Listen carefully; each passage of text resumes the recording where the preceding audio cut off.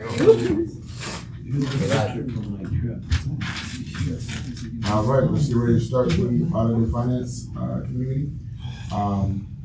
Quorum present. Yes, sir. Yes. All right, and we'll turn it over to Melissa. Good morning, everybody. Good morning. Members of the board. So after 5 months ending August 31st, the authority reports a consolidated operating income of $951,000. This is excluding capital contributions and non-operating expenses.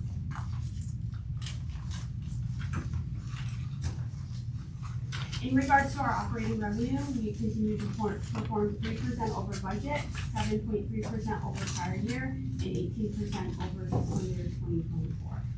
The favorable budget and prior year variances continue to be attributed to ridership across both fixed crew and our demand response services. Year over year comparison, we're still operating about 7.6% over prior year. This continues to be driven by higher than anticipated fare collection and ridership. Special line revenue is performing favorably, and this is attributed to scheduled contract rate increases and increased service requests. And advertising other is performing on budget and in line with prior year. Any questions in regards to our operating revenues?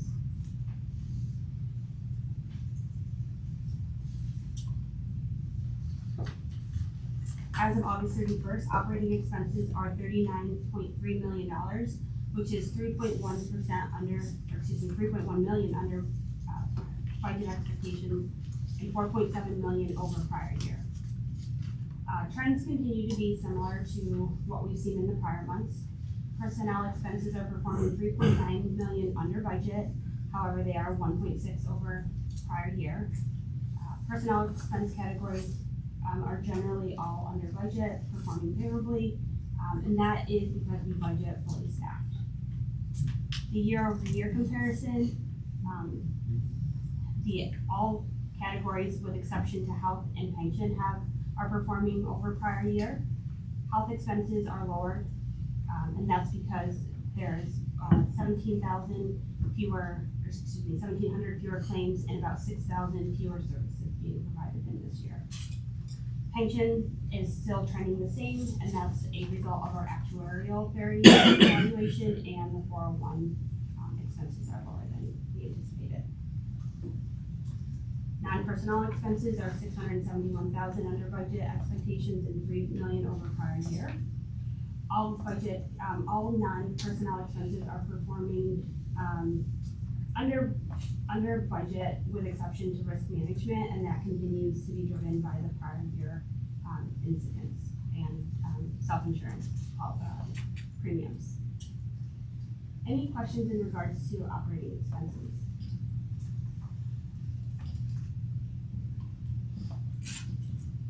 So on a consolidated basis, personnel expenses are performing 12.6 under budget, 6.6 over prior year. Non-personnel expenses are 5.6 under budget and 32% over prior year, and that large variance is driven again by that risk management. And overall, expenses are performing 7.5% under budget, 13% over prior year, and 22% over fiscal year 2024. Any questions in regards to the expenses?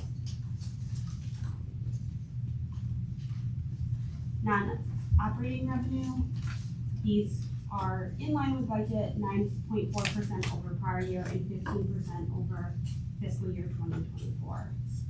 One of the main contributing factors of us performing well is MRT. This continues to perform 32% over budget and 31% over prior year. Any questions in regards to non-operating revenue? Quite a group today. I know. Take advantage. I am, sitting right through this. So this is a new slide that we haven't seen often, maybe once or twice last year, but I think it is really important for us to look at, we look at our expenses and our revenues on a consolidated basis. And on a consolidated basis, we are showing an operating gain. However, if we look at it by company, you will see that all of our service companies, I call service companies, meaning they provide bus service. So Syracuse, Oswego, Cuba, Portland, and Colobus, and Oneida, with exception to Cuba, are all operating at a deficit, a loss. So it's really important for us to kind of see the bigger picture, or the picture behind the picture. And what's really driving that gain is our mortgage tax and our investment revenue. And on an annual basis, when we go in for our capital awards, we use mortgage recording tax as to substantiate our local share. So we need a dedicated source of revenue to be able to go in for our grants. So realistically, although we do have a gain by company, we are still in a deficit position. So I think it's important for you guys to kind of see a different view. Any questions in regards to this?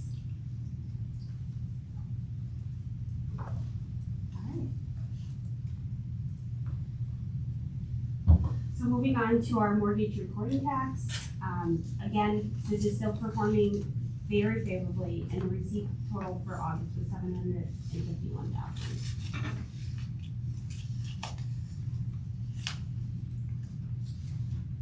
In regards to our investment reports, unrestricted operating cash is $18 million as of August 31st. Uninvested board designated funds are $4.1 million, and total uninvested cash is $22 million. Subsequently closed, because we're always looking at idle cash and maximizing our return, we did invest an additional $5 million in operating funds for a 1 month term, and the return on that is 3.94%. We did also receive STO in August, so that's why, another reason why cash looks more favorable this month. But like the big picture, right? So we received STOA in February, May, August, and November. Our quarterly STOA this year is about $14.3 million.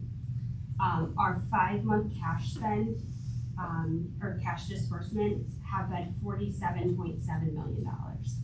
So sometimes it may look like we have a healthy cash position, but it constantly goes like this. So in February, May, August, and November, it's gonna look a little healthier, and then those other months, you're gonna see the decline.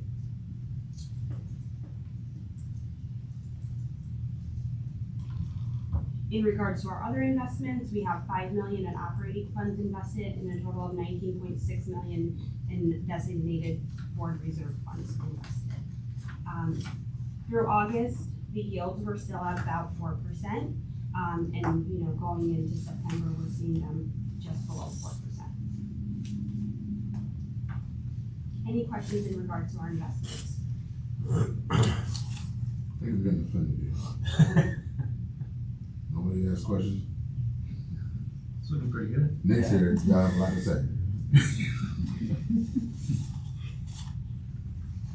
So our cash flow, total receipts in the month of August was $16.6 million. Again, remember 14.3 of that was our quarterly STO payment. We utilized $9.6 million in cash for operating expenses. The designated cash reserves are $18.7 million, and operating cash is total of $23 million. So we continue to be in a healthy cash position. And with that concludes the statements. Very detailed, and obviously, since there were no questions, it was very clear. Yeah, I guess so. One thing I just, as we talk about it, I think we talked about it in the past with Melissa's report. Right now, we are seeing, a healthy cash flow. Our budget does look very positive. But, as we look at the audited financials that we saw that Bonadeo presented earlier this year, the next 3 years do look a little daunting. Next year, we're seeing a 1.9, and I think in 3 years, we're looking at about $21 million budget deficit, which everybody is seeing. We're seeing this across the board, all government agencies, higher education. We met with OCC yesterday. So, the favorable today is just hopefully gonna lighten up some of that deficit we see in the next 3 years. So, we're doing our due diligence to maintain, being conservative where we can. But, that's still on the horizon as we look at saying, how does the budget look? We're still cautious about it. Go ahead, Jim. Speaking of the deficit, How much are the federal government cutting back on Central? Are they cutting back in? So right now we're seeing an increase. So that we're entering now in less than a week here, next week. We'll enter the new federal fiscal year, which will be the last and final year of the infrastructure, the IIJA. What was allocated in that fifth year and the amount of money they're giving us is a reduction. But what they've allocated for this fifth year is an increase over what we received in this current fiscal year. So they're saying there's an increase, but it's not to the extent of what it is. Certainly, we're working with our congressional folks. We're sending messages. We're working with Active and our partners, the Bus Coalition, to continue to advocate for the increase, or at least the money that was legislated in the authorization bill. And we're also working on the new 5-year, the reauthorization bill that'll have to pass next year this time, or by next year this time. With the budget, certainly the federal fiscal year ending next week, there's a lot of unknowns.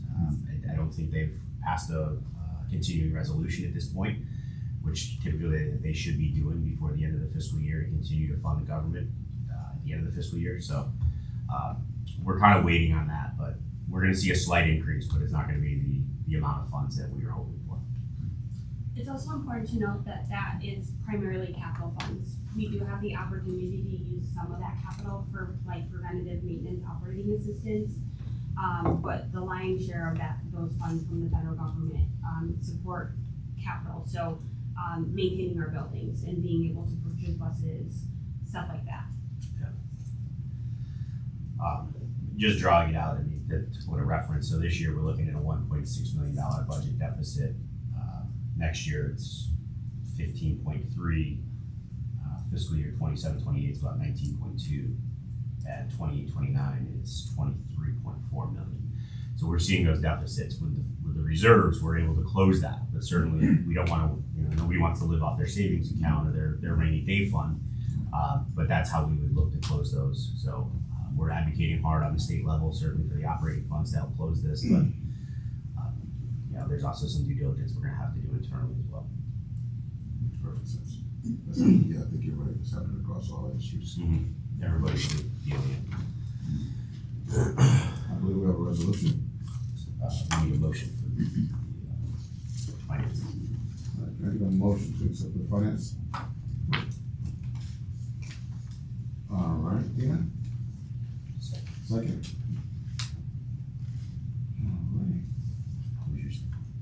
All right. It is Luella. Yep. Resolution. All in favor? Aye.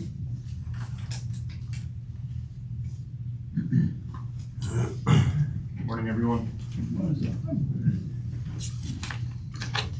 This resolution is for bulk deliveries of gasoline to our Syracuse facility here. The contract will be paid for with operating funds. The invitation for bid was publicly released on July 23rd. 18 vendors were invited, of which one was sent to a certified woman-owned business enterprise. In total, 14 bid packages were downloaded. On August 13th, one bid was received from Morabito Energy Products. A partial waiver for MWBE participation was approved on this contract by New York State Empire Development, amending the total goal to reflect 15% WBE participation. That's a partial waiver. Therefore, it is our recommendation that the board award the contract for bulk deliveries of gasoline to Morabito Energy Products for a full 5-year term. This contract would commence on June 1st, 2026. What do you use the gas for? We use those for the call buses that run on gasoline, B&G trucks, their supervisor vehicles here, some of the other heavy-duty equipment downstairs as well.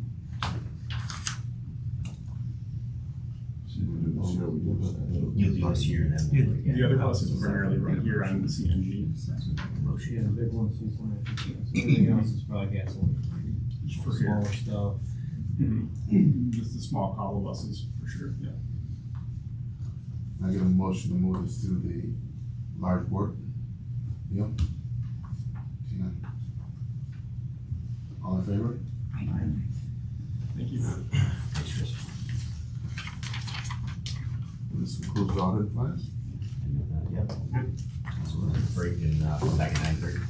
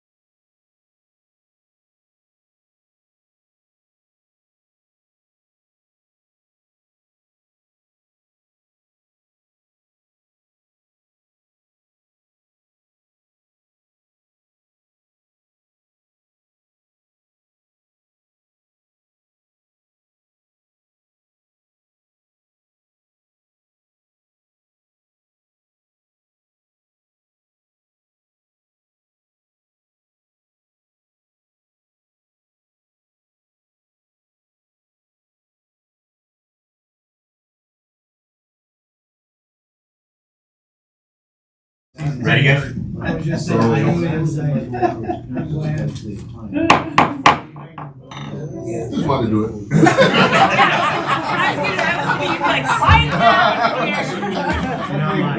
Be more effective with it.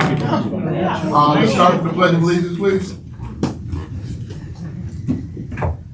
Pledge allegiance to the flag of the United States of America and to the republic for which it stands, one nation, under God, indivisible, with liberty and justice for all.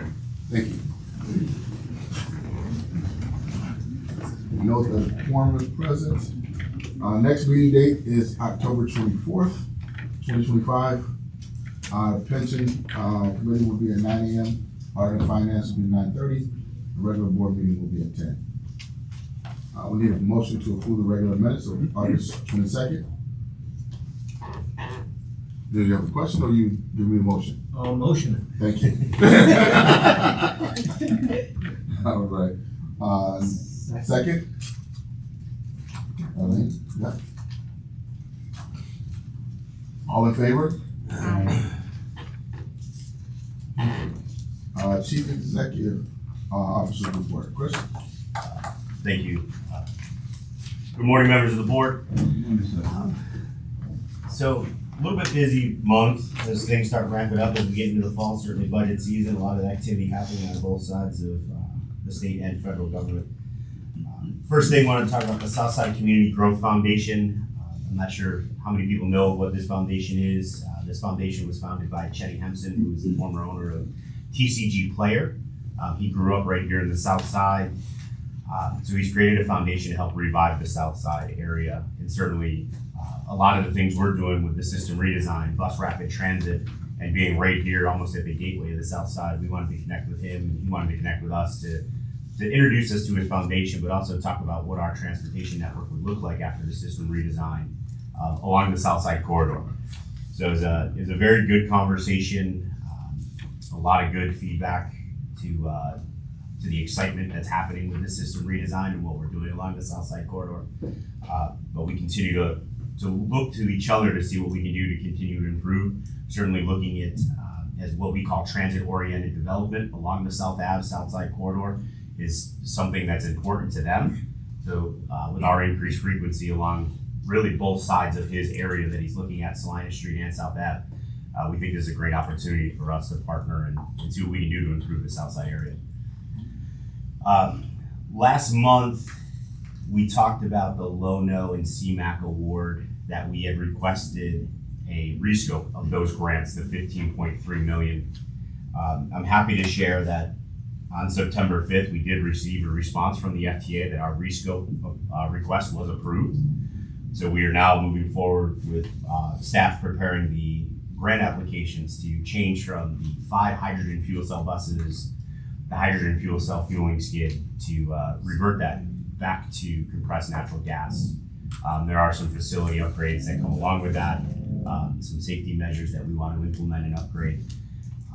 But we're moving forward with that, and hopefully in federal fiscal year 2026, we'll start exercising those funds to get the grant applications in. We talked about it before, but just September 8th, the Cortland facility, we were working out of the DPW. The county was gracious enough to give us space and share space with us as we transitioned. But on September 8th, we opened the newly renovated location on Grand Street. Certainly the improvements to the facility were significant. I mean, we stripped everything to floors, repainted walls, IT equipment. I think Bruce is going to touch on that a little bit, so I don't want to steal his thunder, but the amount of work that went into getting this facility upgraded up to par to where we want to see it was significant. I certainly want to thank the facilities team, David Caraccio that's here. Jeff Hoff is not here yet, unless he walked in, no he's not. And Bruce Kingsley was our buildings and grounds guy that was down there, really dedicated to getting this facility up and running with fresh paint. They did a fantastic job. The team is very happy with their new space. The last week, several staff members, Chairman Lano and I attended the APNIC conference in Boston, Massachusetts.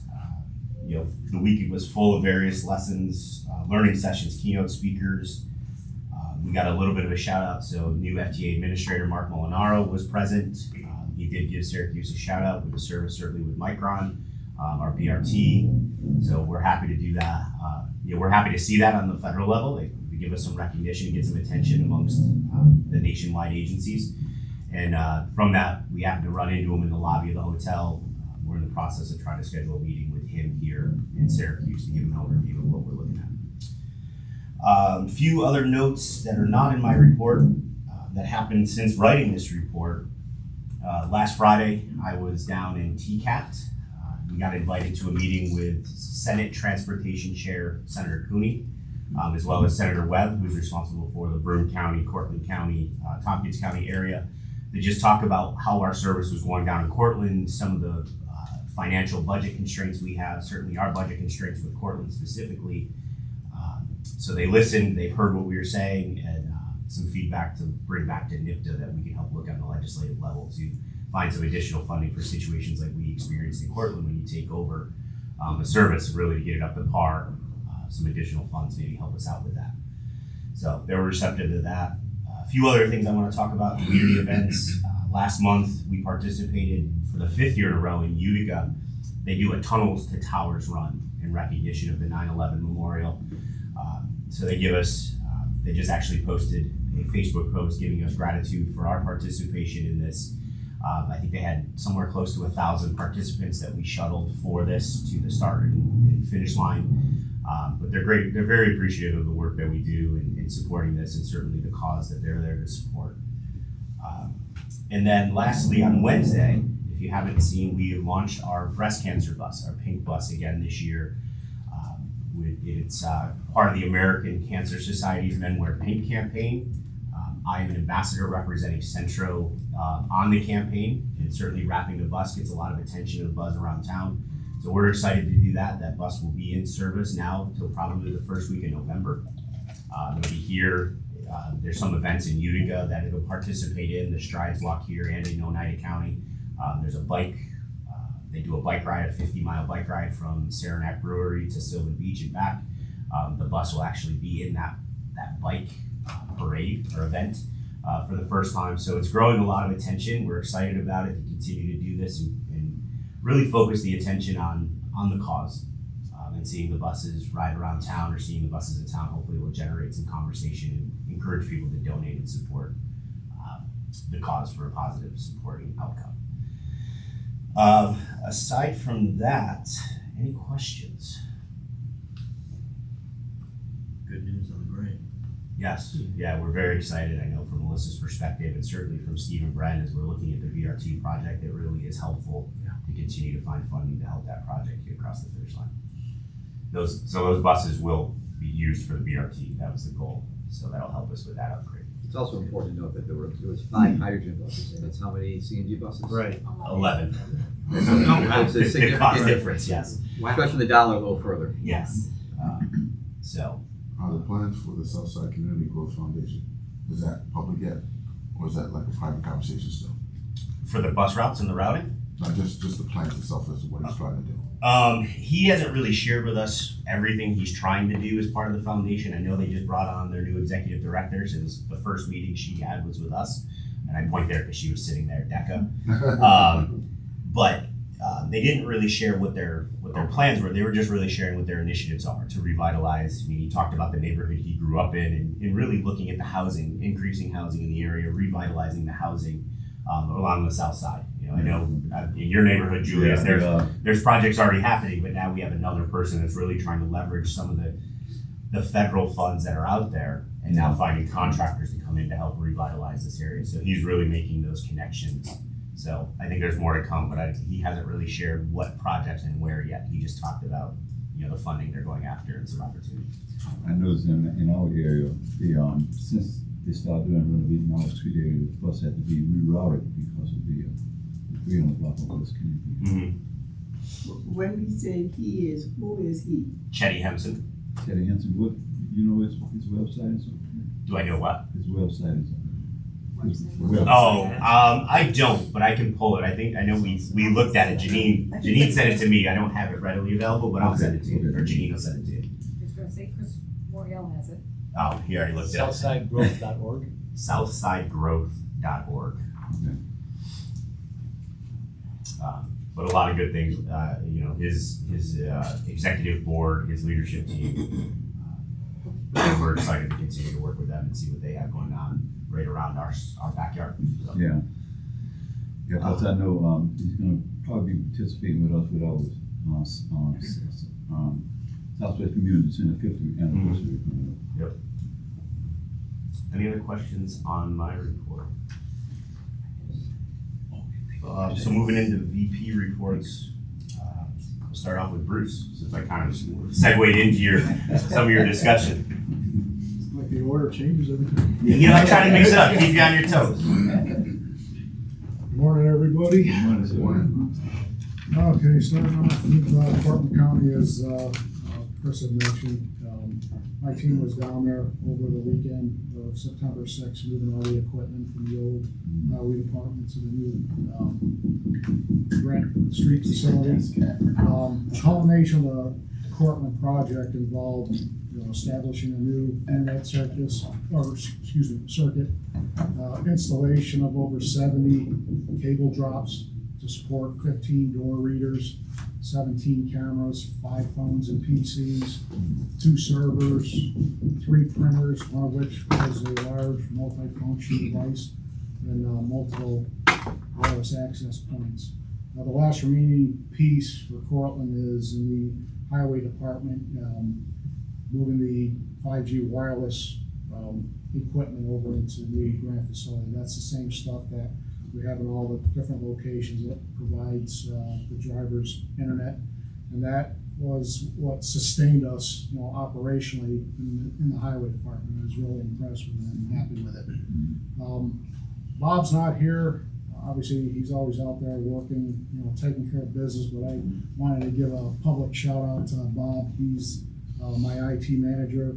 He was my point person throughout the project. Working with outside vendors, keeping things on schedule. And also Carlos Galindo, he's my cybersecurity administrator, but he knows a lot of stuff on the networking side of the house. So he worked through all the network configurations and troubleshooting. And everything seems to be running smooth as a cat down there. I haven't gotten any complaints as of yet. And moving on from Cortland, our Active Directory project, I mentioned it a couple of times. After many months, that infrastructure upgrade is essentially complete. The last remaining piece is decommissioning all the servers in all the locations, and then that'll be fully complete. In the cybersecurity realm, again, I talked about our Windows 11 upgrade. We have 200 plus workstations out there, and we have approximately 34 remaining that need to be upgraded, and our deadline is 14 October. So that's really been our focus over the last couple of months to get that done. My goal is still to meet the deadline. I also talked about our network segmentation project a couple of times. That's in full swing right now, and we're working with the vendor to set up policies for blocking unwanted traffic, and more to follow on that as we progress with the project. Just a couple more things. I also mentioned previously that we made the decision organizationally to keep clever devices on-prem. We have aging equipment, so now that we have the funding piece figured out, we're going to be starting the requisition process for all that equipment. And I'll have more updates on that as that progresses as well. One final note. We're in our last year of our Microsoft licensing agreement, and we're working with the vendor now on what's needed for the future. To meet our cybersecurity objectives, it's going to require a change in our licensing, which is more than likely going to be a significant increase. Our current 3-year agreement now totaled over $300,000. So I'm preparing you guys now for a potential sticker shock. With that, that's all I have, unless you have any questions for me. Just one quick question, Chris. Sure. How's the conversion of Windows 11 going? How's it going? Yeah. Funny you should ask. The biggest problem with doing the upgrades are these things here, these mobile devices, because they're moving all around, they're never in one place at one time. 34 isn't a lot to deal with in the time that we have. We're just gonna have to get with, we know who had these systems, we're just gonna have to work individually with them to get them done. But like I said, that's our focus, we'll get there. A very selfish question, because we have to do it now.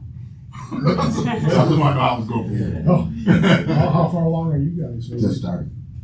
Just Just the deadlines. Yeah. After 14 October, there's Yeah. no more support for Windows 10. We know. Hence the question. Any other questions? Thanks, Bruce. Thanks, Bruce. Ron? Good morning, everyone. Gotta keep you on your toes, be ready. So it's been a very busy month in operations, and have two topics I wanted to talk about today. First, the New York State Fair is concluded, and by all measures, it was a very successful fair for Centro. As we anticipated, we saw significant increases in ridership, which I'll let Steve report on when he comes up here, especially at our park and ride locations. And this is due to a couple of factors. Mainly, parking rates continue to go up, our fares do not. And secondly, I think the word is really out that taking a park and ride shuttle to the fair is really the best option.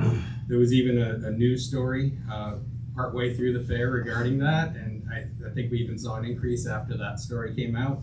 But it really has been great for us, but also has created some challenges for us because park and ride locations require that people pay at the fare box, where that is causing some delays in boarding, and we're working through a lot of those challenges. We're actually already hard at work trying to think about ways to improve next fair. So I just wanted to report on that. And again, Steve will give a little bit more detail on the ridership.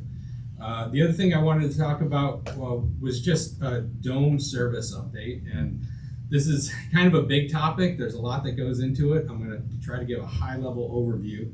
But I'm happy to report that we just entered into an MOU with our union, as well as an amendment with Syracuse University to basically improve dome event service. And this is something I've been personally working on for probably about 5 years, even before I came to Centro when I was at Syracuse University, because I did see some issues with dome service. To give a little bit of a background, the dome overflow service, if you will, it's extra service we put on to help manage the dome events.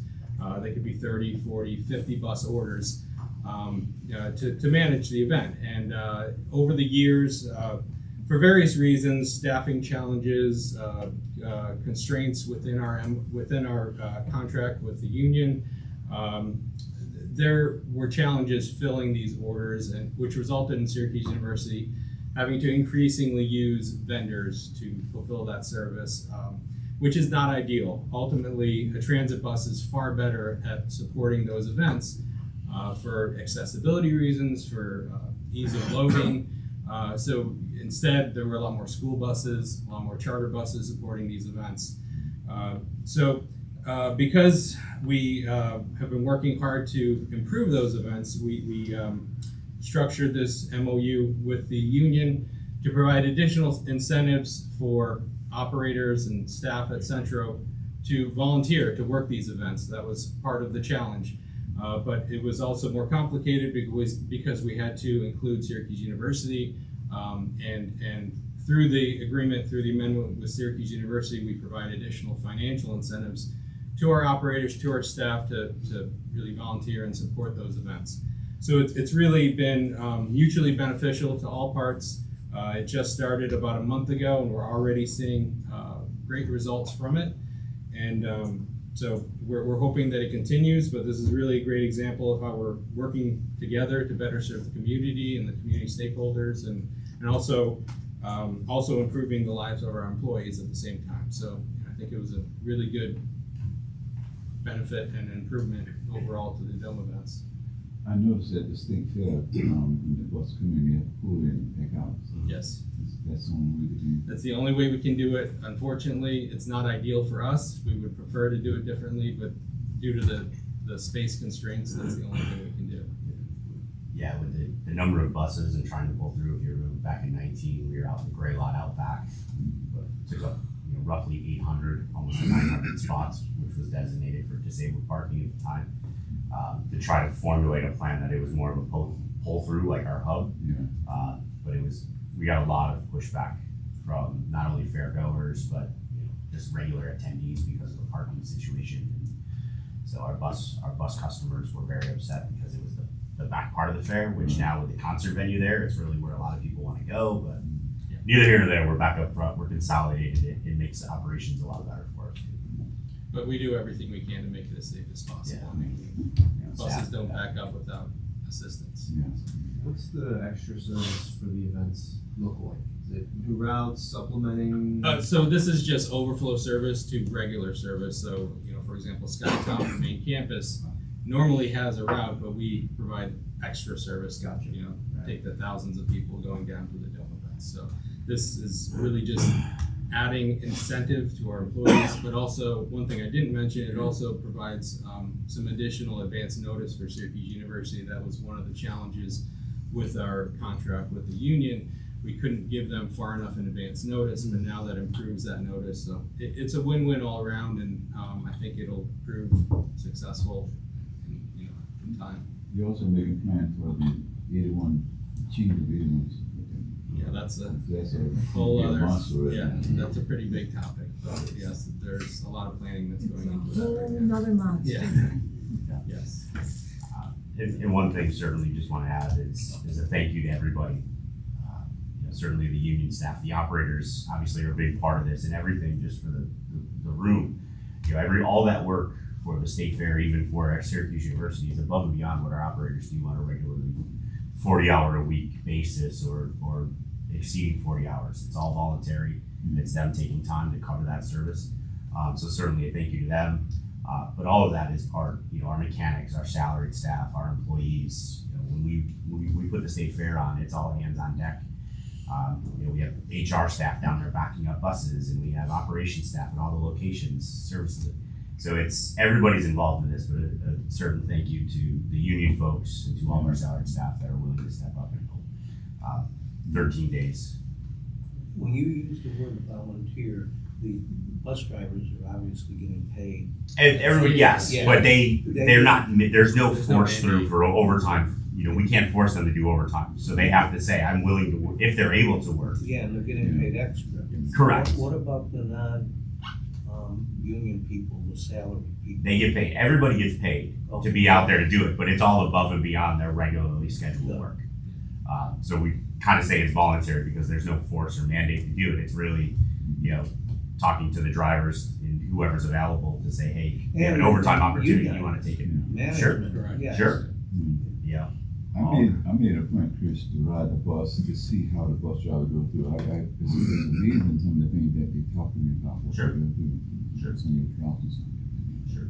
So. I watched the buses pull in and back up. It was a little scary. They do a fantastic They job. do a fantastic Yeah. job, Yeah. but I'm watching it and my stomach is just like, There's some long buses. please, Sure. please, I please. understand that staffing's difficult, Sure. but I'm still gonna advocate to have even one bus, only one day of the week, transport, Cuba County people to the fair and back. I mean, I feel like we're, and any other county that wants to jump in, we're overlooked. We're still part of Central, and I think it's only fair that we, even if it was like pre-purchase and we had to pay, a month in advance to get that one ride, that one bus that may go there. And when it fills up, well, that's the ride. It goes, it comes back. It's an experience. Sure. Because to me, growing up and raising my own children, that was all part of the fair. Going on the Central bus, and then coming home on the Central bus, and then of course being at the fair.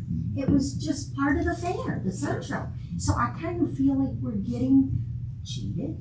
And if you want to talk about volunteering, I've been here almost 20 years. it's all things we're looking at and considering. It's just logistically putting it together. Certainly, we want to make sure that we can guarantee the rides. Right. So it's not off the table. As we look to rebuild, we're looking at hiring. Jackie's going to give an update on some of that, but we're not saying it's off the table at this point. Yeah. It's just things that Well, we I'm have to not get the lineup. And I'll keep pursuing. Sure. Sure. Hey, Chris, I noticed on the site that you have where you look for ideas and stuff like that from the public. I kind of went through that and I looked at. Are you getting any ideas from the public? And stuff like that? Are you talking about the system redesign? Yeah. Yeah. Hold that comment. Stay tuned. Okay. Rhonda, thank you. So I'm gonna kick it to Jackie next because we do have our consultants, Julius, that are on that system redesign project. So they're gonna give you a few minutes overview. They've been here all week, so stay tuned on that. But Jackie's got a few points, and then we'll kick it to Steve and his team to give you all of that good information. Good morning, Mr. Vice Chairman and members of the board. Good morning, Jackie. Good to be here this morning. Just a couple of updates, one regarding our recruitment efforts that we've been having. This past month, Saturday, September 6th, we had an open house at Centro. Yeah. It was a great open house. I mean, Julius came to it, so we had about 55 candidates walk through our door and 55 good candidates that we're looking at. From that, based on our open house and all our recruiting efforts, I'm pleased to announce that this Monday we have probably one of our largest classes starting at Centro. 26 operators for Syracuse and 5 operators for Utica.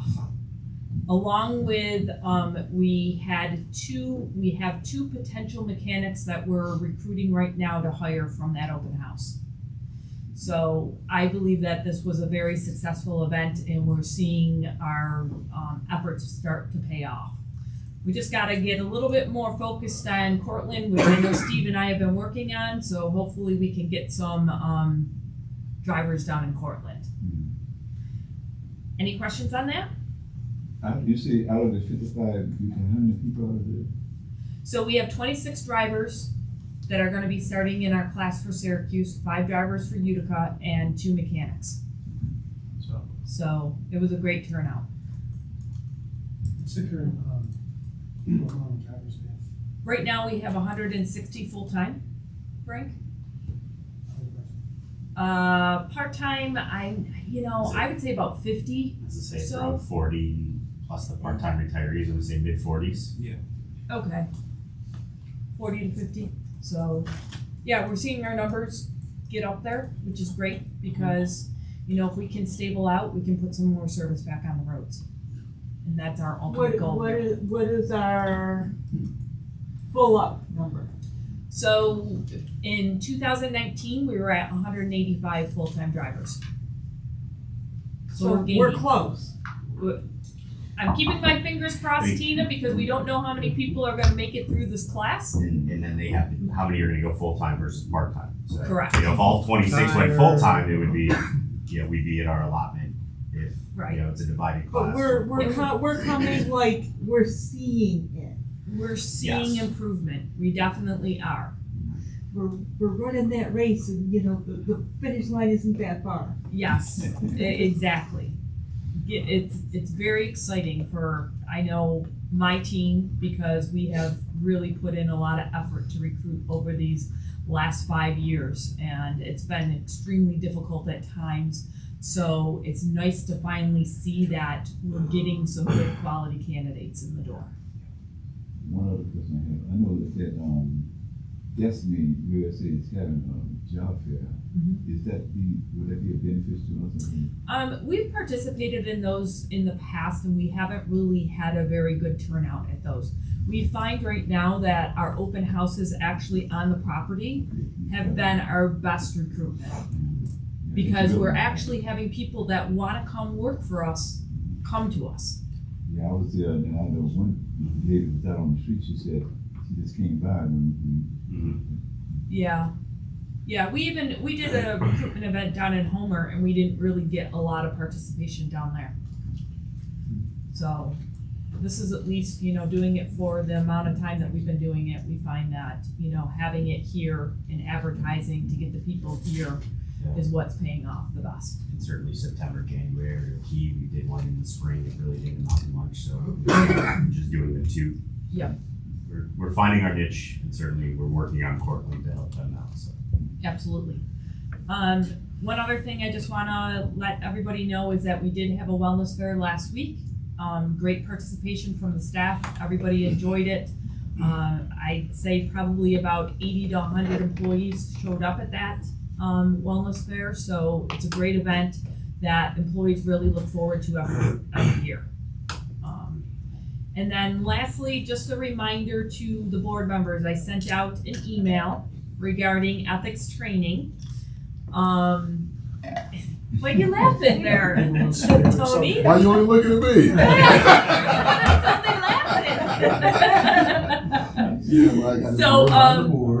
So because we did it in person last year, you guys get a break this year and you get to do it online. So it's a lot easier. I sent you the link in your email. If you do find that you have any issues, you can reach out to me. I can get you in touch with anybody over at the Ethics Commission office to help you out.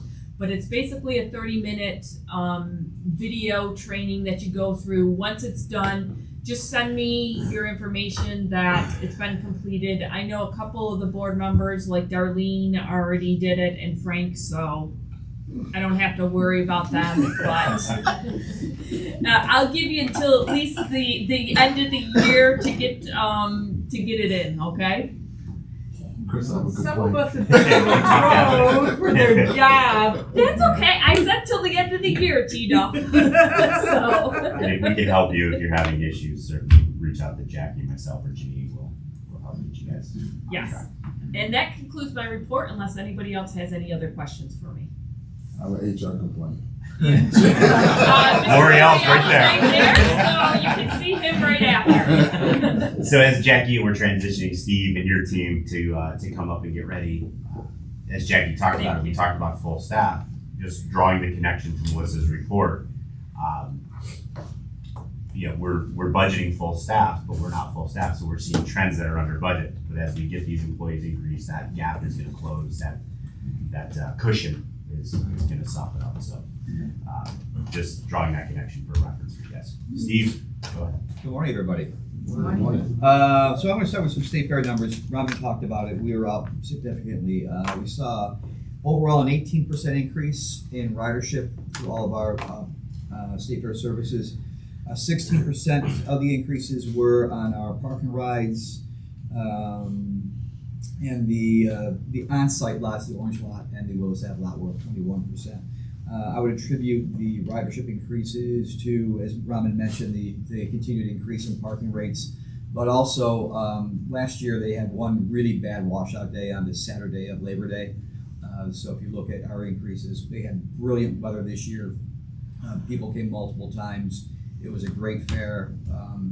We really probably, I think, kind of reached our capacity for what we can probably carry, unless they really get some additional rider attendees during some of the other slower days. But they used the Willis Ave a lot more because they needed to.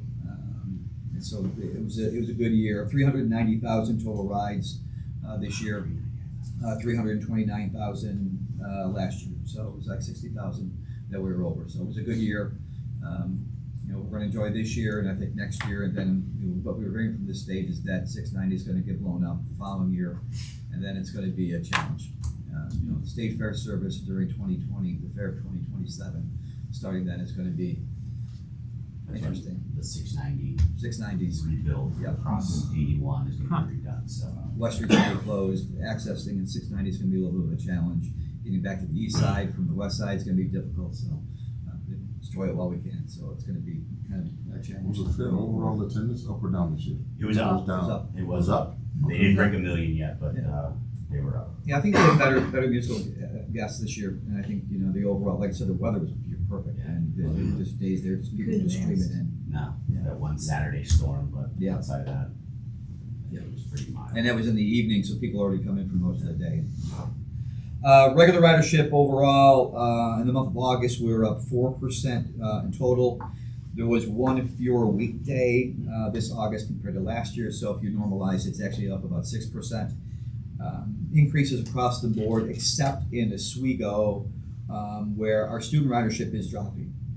And the reason is, SUNY Oswego essentially said, we can't afford to continue to operate the green and blue routes, which is their on-campus services for as many hours. They've reduced those hours. We've seen a commensurate reduction in ridership. So their ridership in the month of August was down about 20%. And that really affects the overall ridership in Oswego because the students are 45 to 50% of the total ridership up there. So, but overall, very healthy. Rome was up 20% almost. Utica was up 4%. Syracuse was up 3%. And Cuyahoga County really starting to do very well. They're up 9% over the previous year. So everyone's continuing to grow. It's healthy. We're going to continue to see ridership increases. So that is very good to see. Any thoughts and questions on ridership? The veteran free ride, how's that working out? Very well. I anticipate we're probably going to see 45 to 50,000 riders within a full year for our Veterans Riders Pass. So it's being used. We're up and running in Cortland as well. So it's very popular. And I think what is happening is that those individuals who have it, they may have been riding before, but they're riding more now. So it's overall, it's going to result in a net increase in ridership within the organization. You used to always compare to pre-pandemic numbers. Are we back to that level?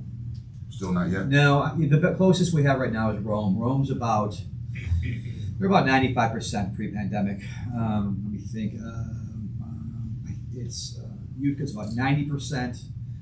Auburn's about 85%. Oswego's about 90%, over 90%. Syracuse, because we only have about 72% of the buses on the road that we had pre-pandemic, we're still at 75 to 77% of pre-pandemic. They're continuing to grow, but I think you're going to reach a point where until the system redesign kicks in, which I think will really help.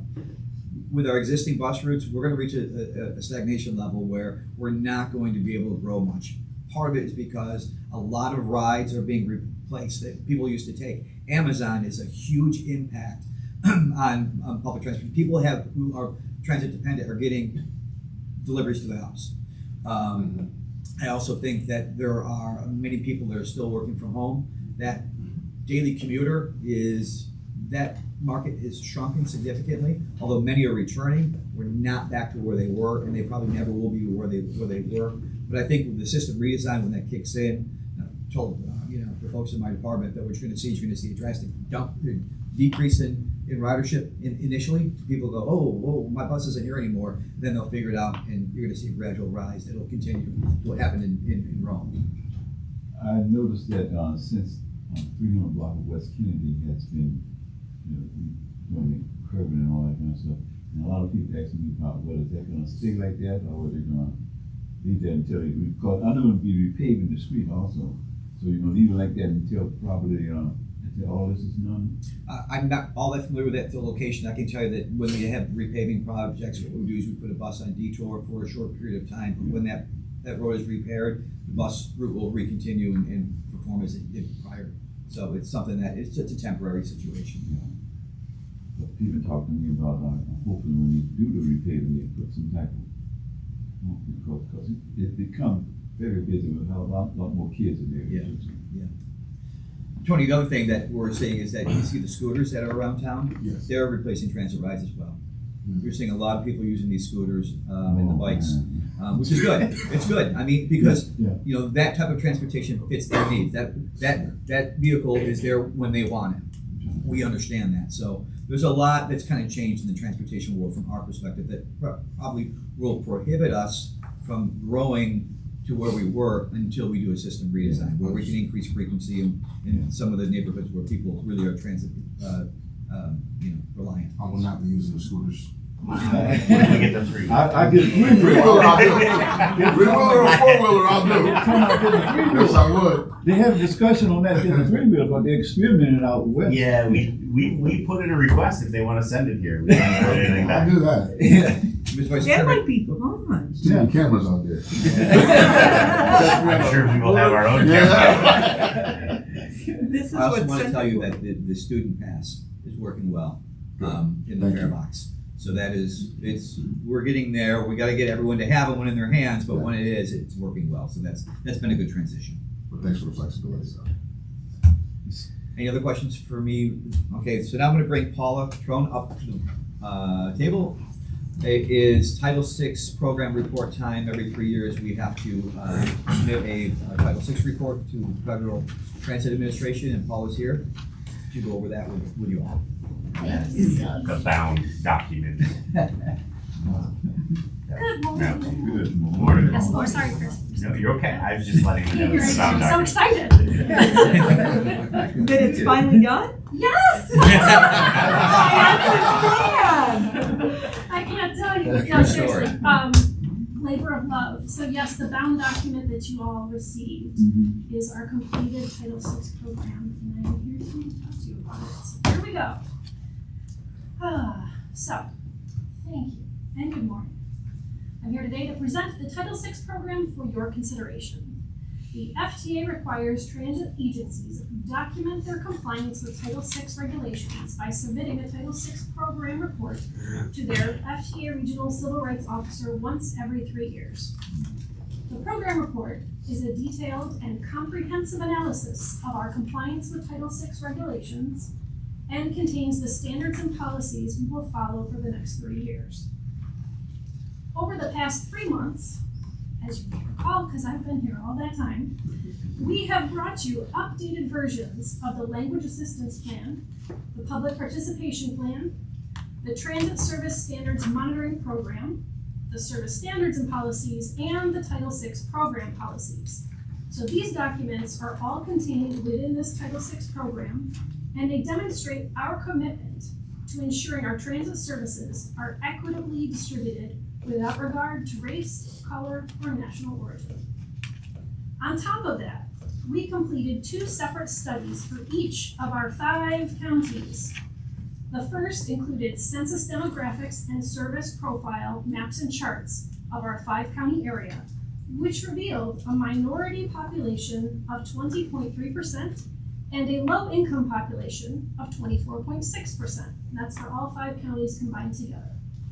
The second was a passenger survey analysis, including demographic ridership and travel patterns, in which we found that 58% of our customers are minority and 83% are low income. So you can see from this that the vast majority of trips on our system, according to these surveys, are made by the most vulnerable populations in our 5-county area. So we're doing the good work, right? Thanks to the marketing and communications department, we were able to include visually appealing summaries of our outreach efforts since the last report, showing our commitment to the community.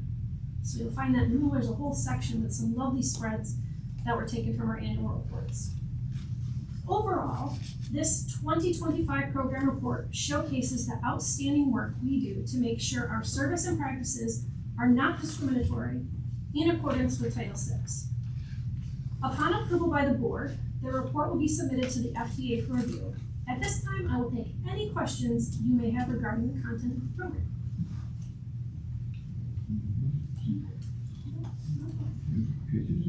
So if acceptable, this requires a resolution endorsing the program and authorizing the program to be submitted to the FDA. I need a motion, for resolution 2C, endorsing CMYRTA Title VI program, presented by Paula. Tina, Darlene? All in favor? I would also like to add that this is a tremendous amount of work that Paula has put in on this document. I will also say that since I have been with the organization, we have never had anyone who is as enthusiastic, but also understands and holds us to the line on Title VI the way Paula does. She is our expert in the field. Everyone in our department, everyone in our organization, when they have questions, she's the person we go to make sure that we are abiding by Title VI regulations. She's fantastic. It is her love and her hard work. This document is the best document we've ever produced for a Title VI report. It's really well done. Yeah, it's great. She does a great job. Paula, thank you. Great job. Somehow you made that city fun. Somehow you made that city fun. It's all about the equity. It is. It is. That's my passion, it really is, so, thank you, Steve, I appreciate it. Yes, thank you, Paula. Yes, you're good together. Beautiful, Paula. Yeah, right. A Good little job. bit of excitement. And at this point, as you all know, that we have a lot of service development, has a lot going on regarding service redesigns, 2 better bus projects in Oswego and the one in Syracuse. I'm going to bring Bren up right now. Bren, you want to be here? You want to be there? I'm gonna be over here so I can plug my computer. We'll ask. And we are really in the thick of it right now with regard to public outreach on our system redesign better bus project here in Onondaga County. So I'll turn it to Bren. I'll give you some details. Thank you, good morning. So I'm gonna start out with Better Bus. So we've been talking about our system redesigns, and I'll start with Better Bus Oswego. We had public outreach earlier this summer, you may remember. We got great feedback and went back to the draft system redesign and made some adjustments based on that feedback. So we made some changes to the west side of the city to connect it directly into campus. And we also are working on mitigation efforts in other areas to alleviate some additional customer concerns. And this month, we went back out to Oswego in the 2 areas that we made additional changes and talked to the public about those changes. So it's really important, obviously, that we're going out and talking to people, that we're listening to them and doing what we can to come to something that works for everyone. So we're excited that that system is moving forward, that system redesign, and it'll be launched in the first quarter of 2026. Another thing that we're doing, 2026, next year. She's saying calendar year. Oh. Calendar year. Yeah. Sorry. Yeah, we think it's for year. I like calendars, but I should say January to March of 2026. And another major change that we're doing there is moving the common center. It's right now on 104. It's a really busy area that we stop multiple buses to line up. So we're moving that. We've got the approval from the city and we're just bumping it up a couple blocks so that it is in a less dense area, easier for us to pull over and be safe on the side of the road. So that's what's happening in Oswego. All is well. And again, 2026, that one is happening. The second Better Bus project that we've also been talking about is Better Bus Onondaga. So we are right now in the middle of the second round of public outreach, phase 2. Actually, in a second, I'll introduce more and you'll get more details about the 21 outreach events that we have had this week. 21 outreach events. So as you can imagine, we are tired, but have been having great conversations out in the public. Hopefully you've seen us. You've seen that our website, and we'll talk about that in a second. But one of the things, again, we want to go out and talk to people, listen to what they say, and then make changes accordingly, right? So we've heard that people were willing to walk further for better frequency. So we are planning increased frequency across the board. We've heard that people don't want to always connect into the hub. So we are planning to remove the pulse system. Now this is gonna be a big deal because we have our lineups and we pulse into our hub for everything so that all the routes have to be super coordinated with all the other routes as we pulse in. We are eliminating the pulse system, so we are planning to be in and out of the hub constantly and not necessarily having a full lineup. And also we are proposing 5 or 6 routes that don't hit the hub at all. And that's where if you don't need to go all the way down into downtown, but you can connect in the northeast or the southwest or wherever it is, there are other options. So we're excited about that based on customer feedback.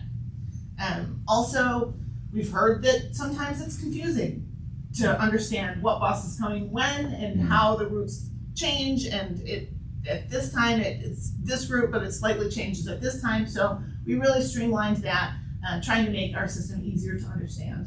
And those are the really main changes that we are making with the new system. But speaking of the new system, I'm going to introduce, I should say, a huge thank you to Service Development and the team who has been out doing these 21 public outreaches, including driver outreaches. We had 2 this week, and that has great feedback as well. But also a thank you to our CADIS team who has been in town, helped us organize, helped us do all of this work. And I'm going to invite Andrew Peace up. He is here to chat about our system redesign a little bit and give you more details. Hey, hi everyone. I'm just gonna stand over here to point at things, share the screen, Brian, is that okay? Might be the easiest way to do it. You can tell by the state of my voice that we have been doing 22 events over the years. It's getting on its last leg, so thanks for bearing with me. But yeah, my name is Andrew Pease. I am with Arcadis, and we are heading up a number of projects for Central right now.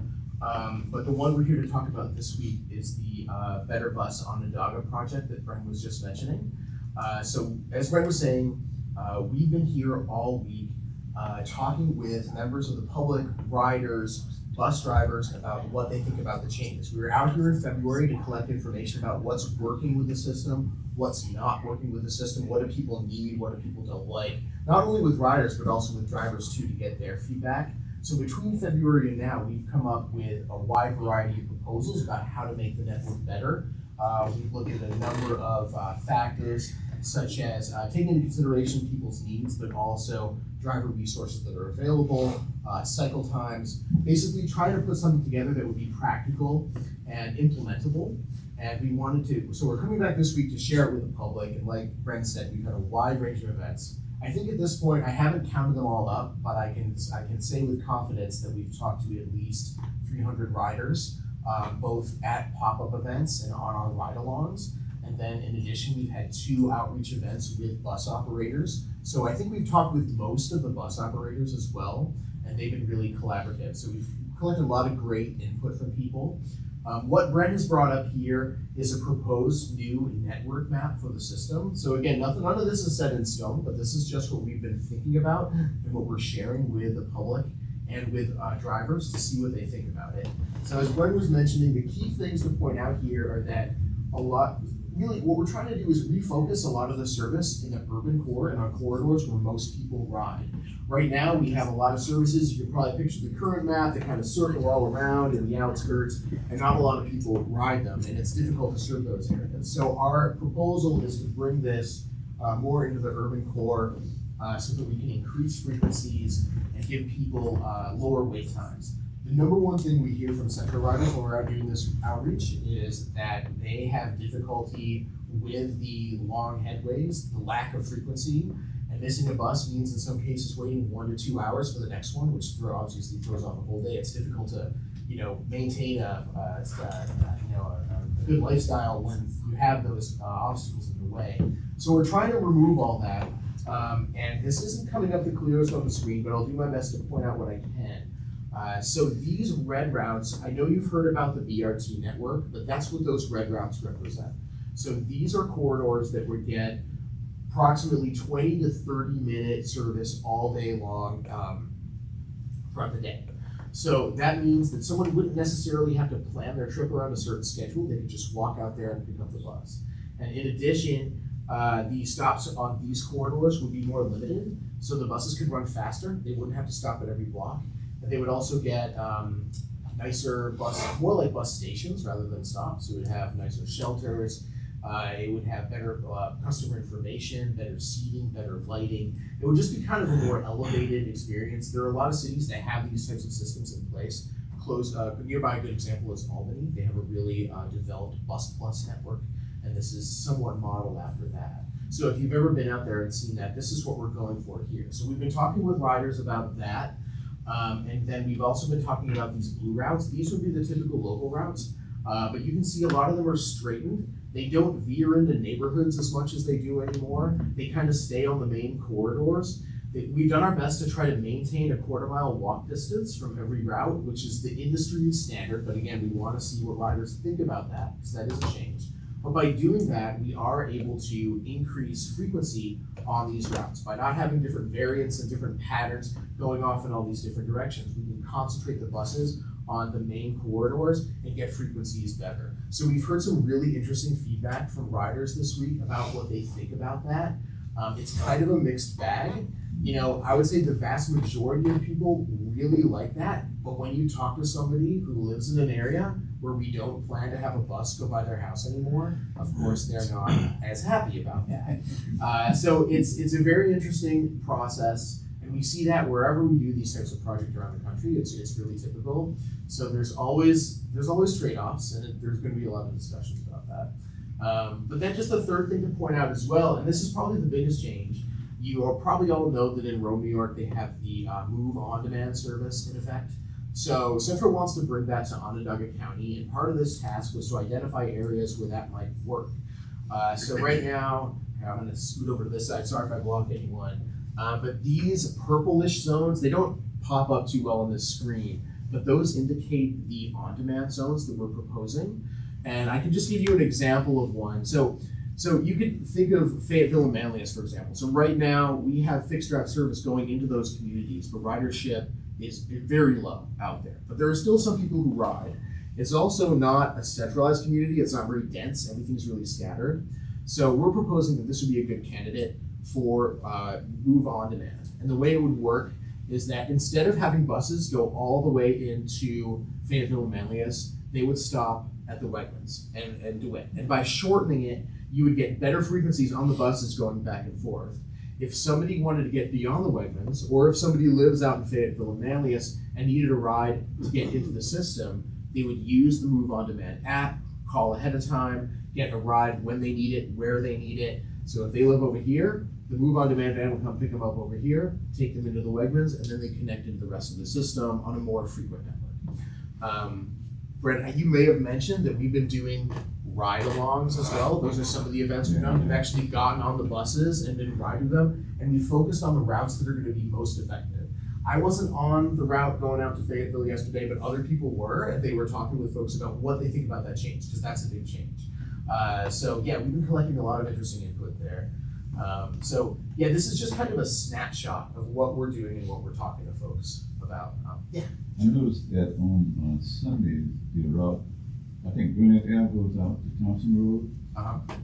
You don't have a Sunday bus running there down here. Does that make sense? Currently, I don't. But I know the bus when it comes, goes up in the community and come back down to Burnett Ave and go out to Thompson Road. Yeah. Am I making sense? It makes sense. I don't. It would be the on-demand zone now. It would be, The so Carrier it's, Circle. it's out to the Carrier Circle area, but that whole Parker Hill area would then become in an on-demand Yeah, area. some people tell me about on Sundays, That's another comment that a lot of people have for us is expanded service span. You know, it doesn't run enough on weekends. That's another typical one. With this kind of consolidation of service, we are able to expand some routes to Saturday and Sunday all week that haven't had that service before. And I think that resource availability will help over time maybe expand as well. So yeah, it gets difficult when you get into these more suburban areas.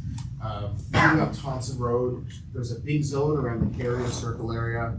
That was our #1 candidate for microtransit because you have a lot of employment out there, but it's all scattered. It's not dense at all, and getting a fixed route bus route to actually serve that all effectively is really difficult.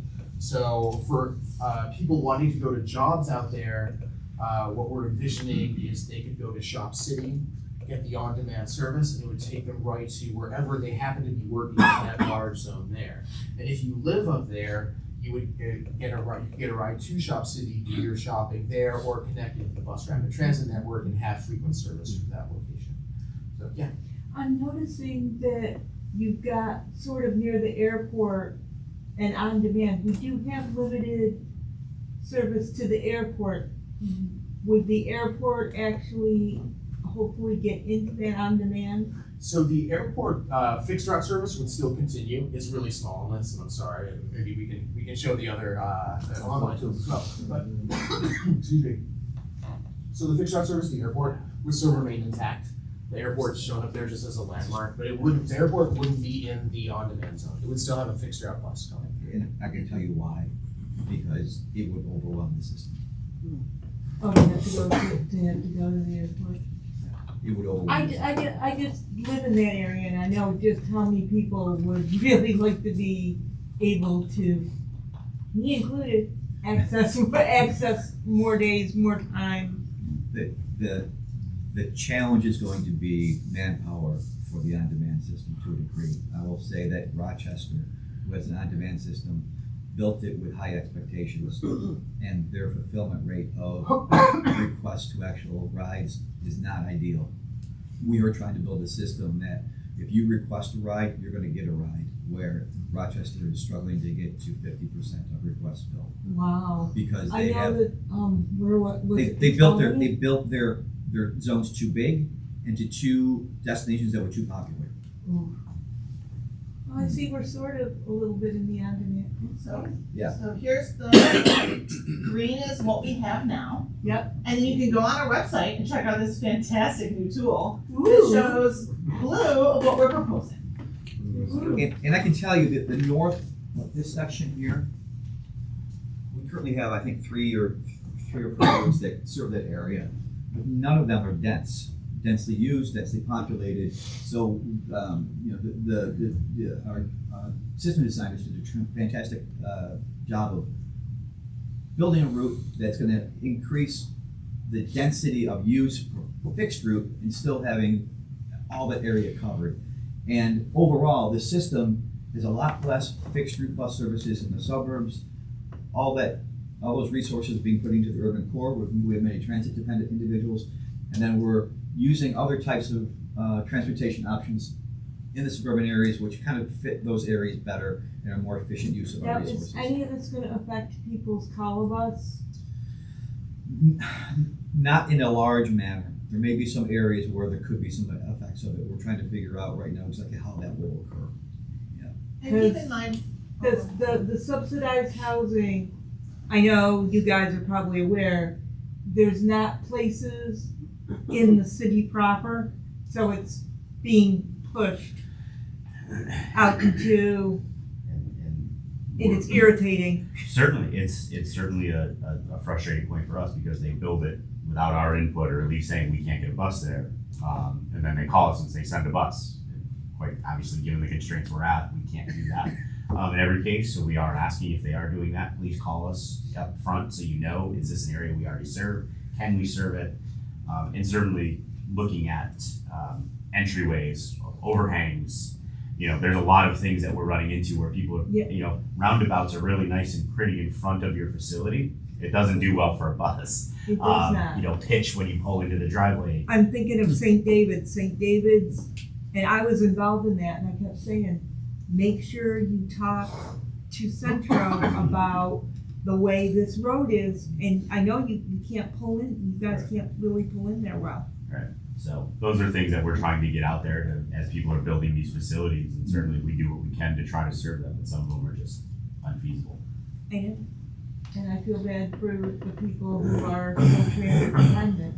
That's why I'm hoping that on-demand might help relieve some of that issues in my population. Sure. So we've made a conscious effort to not impact health bus riders, to impact them as little as possible. So that is one of the things that, in FM, for example, we looked at where the colobus zone is now, and that is the border of the on-demand on purpose, because we didn't want to impact, folks who are using it. But people with disabilities will be able to use the on-demand.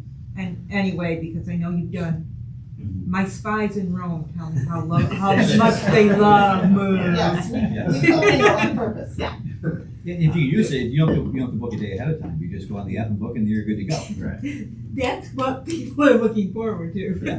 Yes. Anecdotally, I can say for now, the microtransit zones, the move on demand zones, when people out and about hear about them, they get super excited about the idea. They're very supportive of them, even to the point where there were a group of kids who were like screaming and cheering at the hub when we were talking about that.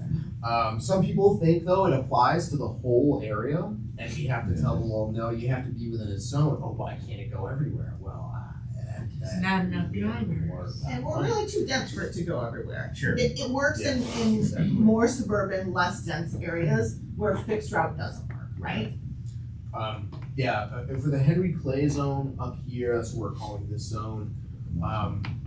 If you scoot it over, Brand, you kind of see what the proposed. Sorry, just the Oh yeah. bar. Oh yeah. Thank you. So here's where this is what it looks like now, and there's the. Yeah, exactly. Yeah. So I've talked to some people who really like the idea of that zone. Specifically, talked with a gentleman who goes to North Medical Center often. He approached me saying, with an air of like, "You're not going to help me. I want more service." I'm like, "Well, this is going to provide you more service there. It's right within the zone." So people have been really supportive on that one. We did one of our public events out at Shop City, so close to the Carrier Circle zone, and we didn't meet a whole lot of people who ride out there, to be honest, but people were generally supportive of that. The few we did meet. And then for Fayetteville and Manlius, I think the main piece of feedback we've gotten there is it sounds great, but it would be nice if the fixed route bus went to Fayetteville Town Center versus Whiteman's and DeWitt. So that's something we thought about initially as well, and we'll have to think about. Can you show the Beeville Yes. midday service as well? Yes. Another thing that's new here is that in Baldwinsville, we have a service that is gonna run during middays from Beeville up the 31 corridor to what's essentially kind of the Great Northern Mall area. So that will be That's awesome. that will be a midday service connecting that corridor. Like that. Yes. Right now we look like this. Yeah, right now we're serving this business park area up here, which we did because we got requests. It's not heavily used. It's not used as much as anyone thought it would be. So getting folks during the midday along the Beetle corridor, the 31 corridor is something we've heard that request for years. We're finally going to be able to do that. And when you think about what's coming in the future with Micron, Route 31 is certainly going to be an area which public transportation is going to be part of the discussion there. How it plays out, what we're going to do, what's going to be to support it, because they like the way their lifestyle is over there right now. And I'll shut up right now. We'll see. We will see. No. If anything, he can be when he tells me to stop talking. This way a little bit. Micron is going to be Right there. Yeah, that's the future. This is our Micron. The other thing that we're going to We're have. having a discussion now with them how they're gonna be, right? Yeah, so what, this route will not appear until Micron's facility is open. Okay. Because this is gonna get their workers, their staff from our hub directly on the highway to Micron, what they've asked. Ideally, I think I wanna come in, they're gonna put a new off-ramp there.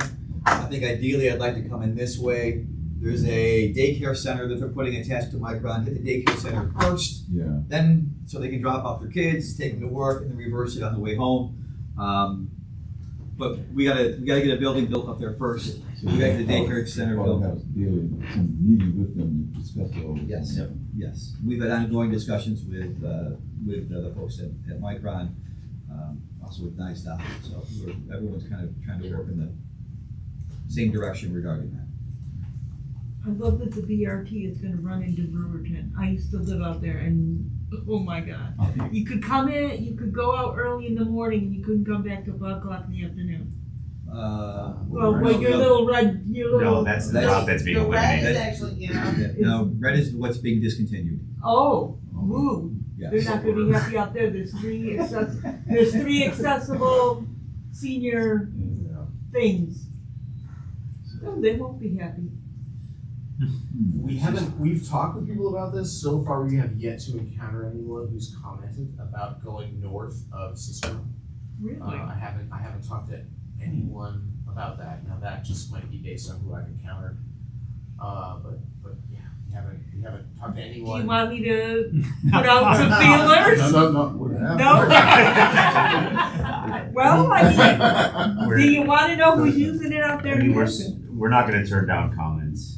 Yeah. You know, certainly the Better Bus Onondaga, so if you go to centro.org Yeah. /Better Bus Onondaga, you'll see this exact same platform that you can look at. So if there's anybody Yeah. that wants to provide feedback, Brent, scroll down. The challenge is going to That's be the right answer, Chris. that we cannot go to all four corners of the county if we're going to increase the density and Well, the, yeah. and the density and the frequency in the urban core. It's tough to justify going to Brewerton to serve 3 individuals where that same bus can carry 100 individuals. Oh, in the yeah, I urban core. totally get it. So that's the challenge that we have That's why I faced. don't live there anymore. It's that density thing. Anyway, we're very excited about it. The other thing I want to mention that Frank's here. This is going to be easier for bus operators. We have so many deviations in our system now, so many variations in our bus routes. That once bus operators learn the base route of these routes, that's what the route is going to be. There's not going to be, oh, today am I turning left, or is this, 1 o'clock I turn left, 2 o'clock I don't turn left. Right. You know, that's going to be simpler for the bus operators to learn and navigate the system as well. And another piece, just to throw in there, I don't know if you guys wrap it up, the lineup system. So the changing of the lineup system or eliminating the lineup system to really be, a frequency as buses pull in. If I come in on a BRT route, certainly in a Camillus bus is coming in. Right now, if you came in on a BRT route, you're probably waiting 40 minutes for that Camillus bus to show up. Now with elimination of the lineup system, I'm waiting maybe 10 minutes and there'll be a Camillus bus. There'll be more frequency. But as we get requests or, we see things that, hey, there's not enough time on this trip, strategically service development has to now shift to make sure we all meet the lineup. So sometimes those deviations or those changes can't be made. But now with eliminating lineup system, if we have to move a bus 3 minutes either way, it's not really a large impact to the overall system. You may wait 3 minutes longer, but if I can get downtown or I can get that time, so it gives us a lot of flexibility that we don't have today. So I know the drivers are certainly excited about some of that as well, that, it allows us to make tweaks easier without disrupting the entire lineup system we have today. Julius, go ahead. I noticed that since 81 is being built or whatever they're doing there. Sure. That sometime the bus, do they notify you guys when they're closing down the street? Sure. Oh, yeah. Yeah, we have a routine meeting with New York State DOT leadership that's heading this 81 project. And then we have conversations. We see them monthly at least at SMTC. They're reaching out to us when they let us know. Fortunate for us, not many of our buses are on the highway. We don't pick and drop off a lot of people on the highway, so typically are on the surface streets. So just like any other detour we have throughout the city, Kennedy being one of them, we would just push out a detour to deviate where we need to or adjust accordingly. So we're looking at this overall project really on that basis to say we may have to put long-term detours out there while they do this, but service in the most case will run. Any other questions regarding? The hub and spoke system, with the hub is basically gone. It's not gone. It's been. Yeah, I mean, there's still the basic system is still hub and spoke, but there's going to be a handful of routes that we're not going to go to the hub, and we're not going to have all the buses converge on each other at the same time that we currently do. It won't be dependent on that mass transit or transfer block at the hub. The hub is actually going to be used more often during the course of the day. If you drive past the hub now, in between lineups, there's nobody there. There's going to be more of a pulse, more of a constant presence of buses in the hub. The goal of that system is to try to save money. The new system? No, the hub and spoke system is to try. It's trying to.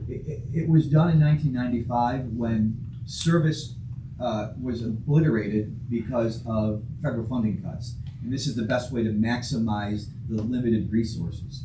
We've decided a different way to maximize our limited resources is focus our service in the urban core, and where there's less dense areas, serve it with a less human resource intensive type of service that on-demand provides. But at the end of the day, Bob, what we're going to do is increase frequency where it's needed. Provide opportunities for people to get to new places. I mean, certainly as we talk about all the investment in Onondaga County, what used to be everybody came downtown to come to work. That's where all the factories were. That's where everything is. Everything's out in the suburbs now. Your Amazons, your Microns, 2 Amazon facilities, other locations. But what we've done for 50 years is where we think you want to go and where you need to go has changed, and it's changed drastically. So this system redesign and the outreach that Andrew and the team and our team has done is really say, okay, where are you and where do you need to go? And really straightening out the routes, creating, so that's where our efficiencies come in. That's where some of our savings is going to come in. But we use this example all the time, and I think we used it before for many of us. Julius, maybe not, but we have cars, and if you park your car in your garage, and imagine your garage door only opens every 40 minutes, that's what our customers feel right now. So if you want to leave to go to the grocery store, we open the garage, we leave. Well, they have to stand there and wait for the bus to come every 40 minutes. So by increasing the frequency, straightening out the routes, that 40 minutes, in some routes maybe 20, some routes maybe 30, that we can now get you downtown, and then you're going to connect on another bus a lot faster. So which takes you today to go from Camillus to James Street, somewhere, say it is Shop City, if that's where you were heading, it's probably an hour and 20-minute trip. We're hoping by increasing the frequency with BRT on James Street, you can take the Camillus bus, you may get downtown in 20 minutes, and then you're going to catch a BRT bus that's a 12 to 15-minute frequency. We've just made that trip about 30, 35 minutes. It'll still be $1? It'll still be $1. So, those are a lot of the things in shortening. So hopefully we've created efficiencies and really didn't impact the budget all that much, because what we've increased, we've also saved. So that's really what we're trying to do. How do we make this more convenient to get people either out of their cars or make it a better opportunity for people that are transit dependent to get around? Because certainly if the bus isn't coming, the next opportunity is, well, I need an Uber. And if anybody's ridden Uber in Syracuse lately, you're talking 20 or 30 bucks for the same trip we charge them $1 or $2 for. That doesn't help the individuals that Paula has highlighted in the Title VI report. So it's a different look. It's going to feel different. Certainly, as Steve mentioned, we're going to see a drop off in ridership out front because people are going to learn the system. But once they get comfortable with it, we're going to see ridership come up and really do very well. So I'll also add that the goal is to increase ridership, right, and get new riders. And then that also translates into us having an ability or having support with our asks for our federal and state partnerships to say, hey, we need more money because our people are using our service. Yeah. So it's full circle. Let's get the field back. We will. Yeah. We have to remember that Uber and Lyft are not accessible no, to people with mobility impairments. In some of our taxis, most of our taxis are not. I don't even know if we have accessible taxis around here. Nope. So there you go. So we're keeping all of that in mind, and Andrew, Brad, and Steve are certainly keeping this in the forefront of how do we provide a better service with limited impact to really improve what we've seen over the last 50 years of transportation. Is renaming routes and that strategy part of this? I'll be honest, these bus my whole life, sometimes I don't understand the numbers that are on the front. They change, there's a different one, there's another one, I just look for the destination. There's going to be some changes, there's going to have to be some changes in the names of some roads. I think we haven't really approached that part yet. If you, from a common sense standpoint, some of these numbers that are currently that we've used just to get perspective. But the 26 route now technically goes to Mattydale. Well, that's a Sept Ave route. So I think we're going to have to rethink that about what they're actually going to be named, because people are going to assume the other location and see that and think, I don't want that bus, but it really doesn't. So we have to, we may start from scratch. I don't know. We have to really think about that. There's always an element of education and process for riders when we make big changes like this. But one of our guiding principles with this project was to help simplify the system and make it more approachable and more understandable. And right now, with all these different patterns and variants, it's very difficult to know what a 123 versus 223 versus 223 we don't want to do that. I don't want to do that. We don't want to do that anymore. We want the 23 to be the 23 to the extent we can. Yeah, I think we've been talking about, the change comes, and I see a drop off, people gotta figure out anew. Might be time to rip the Band-Aid off all at once. It's in my opinion, but I would agree 100%. And right now we have placeholder names, right? Because if you look at this section that talks about exactly what routes, you can say, this is where I want to start, this is where I want to end, and it gives you options, and then this little section says, look, the new BRT will serve portions of the current blah. Yeah, we're trying to make it easy to understand now, but easier as we move forward.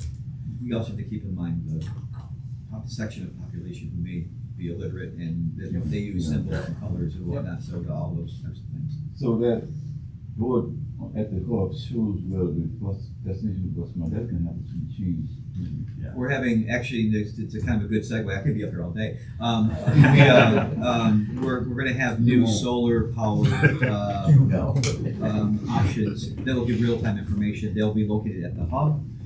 It'll be, so you'll be looking at information that'll be real-time. That'll actually occur before, I think, or in conjunction with the system redesign. We just awarded the contract, or we're gonna award the contract. We picked the vendor. That'll come to the board in coming months. About new real-time signage, not just at the hub, but along bus routes. There's at least 50 of them. They're gonna be. That's why I put that at the end. What'd you say?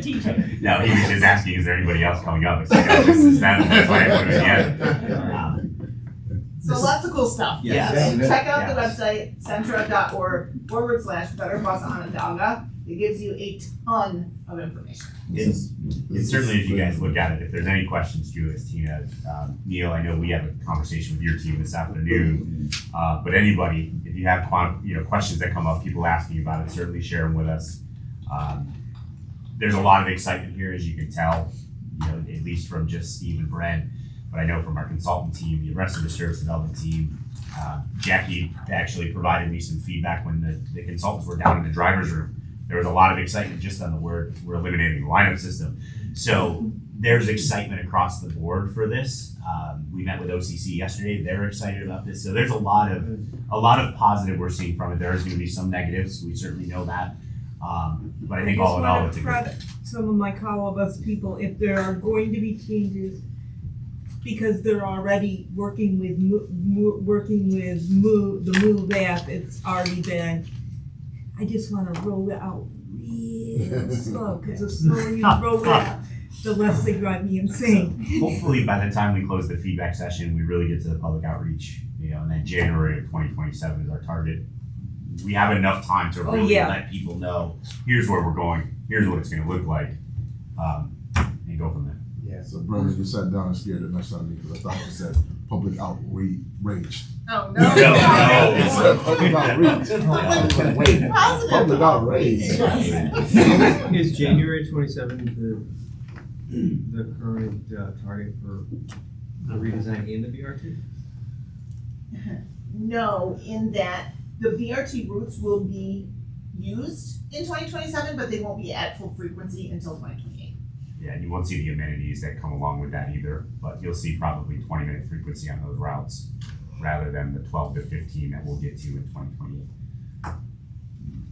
Julius, one last comment or no? You want to wait till after? This is another. I don't know who's going. Go ahead, Julius. We haven't seen anybody dealing with this yet. The piece that keep the bus driver safe. What's it called, that plexiglass thing? Yeah. So Jeff gave an update on that last month, but they've engineered a part we're working on. One thing I have talked to the driver about, even though that you're going to be redesigning that where it can fit in with the spot, but also like if it's not in that thing correctly, that thing slams back. But that's what they're engineering and working on. Yeah, okay. Are you also looking at, for instance, on that piece where you can put a spring or something where it won't go all the way back?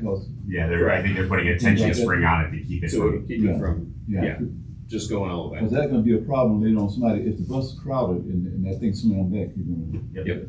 Yeah, that's part of their engineering. Thank you, folks. And thank you, senior staff. That concludes our reports. Thank you. So we had our Audits and Finance Committee report earlier. I think we need a motion to. Yes, we would need a motion to approve the statements of revenues and expenditures. Okay. So can I get a motion? Julius? Tina? All in favor? All right.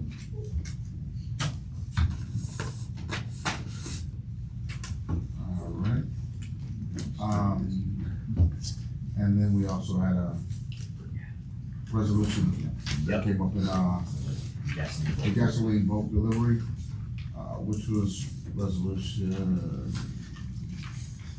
3A. Yes, sir. So we need a motion. Neil, Darlene? All in favor? Aye.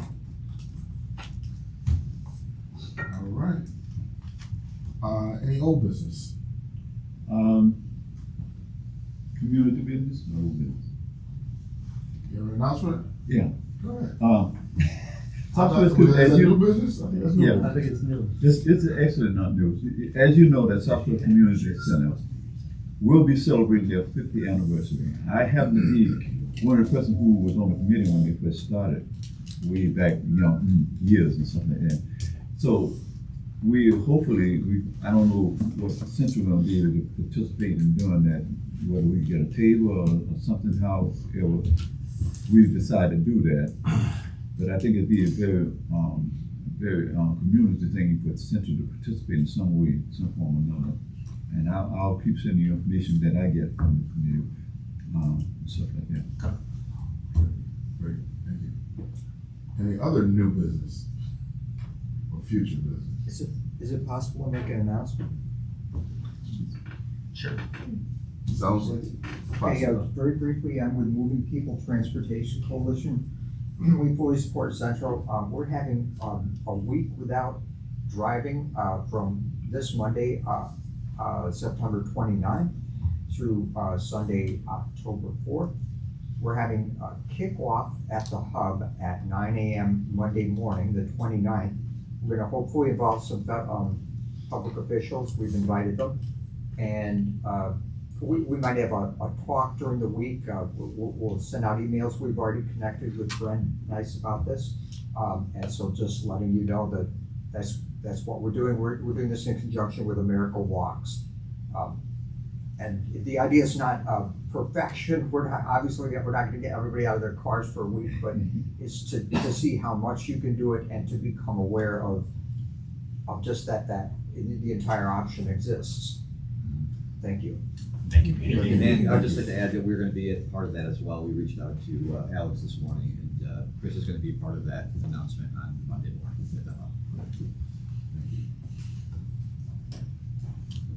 Any other business?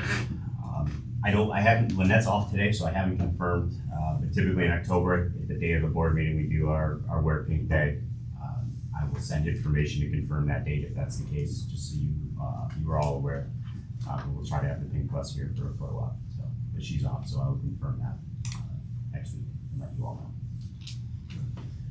Need a motion to adjourn? All right, Robert, Neil? All in favor? Aye. Thank you, everybody.